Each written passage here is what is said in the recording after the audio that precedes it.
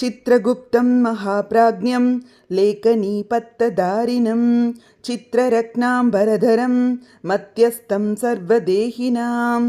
சிறந்த அறிவும் ஞானமும் கொண்டவரும் எழுத்தாணி ஏடு ஆகியவைகளை கைகளில் வைத்திருப்பவரும் அழகிய ரத்னத்தினால் ஆன உடையை அணிந்திருப்பவரும் எல்லா உயிர்களுக்கும் நடுநிலைமையுடன் நீதி அரசராக விளங்குபவரான சித்திரகுப்தரே, உமக்கு நமஸ்காரம்.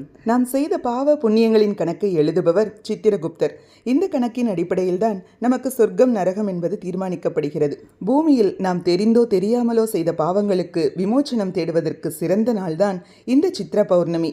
இந்த நாளில் சித்திரகுப்தருக்கான இந்த ஸ்லோகத்தை சொல்லி வழிபடுவது நம் பாவங்கள் மன்னிக்கப்படுகிறது. சித்திரகுப்தரை வழிபடும் போது கட்டாயம் நோட்டு புத்தகம், பேனா ஒன்றை வாங்கி வழிபட்டு அருகில் இருக்கும் குழந்தைகளுக்கு கொடுக்கலாம்.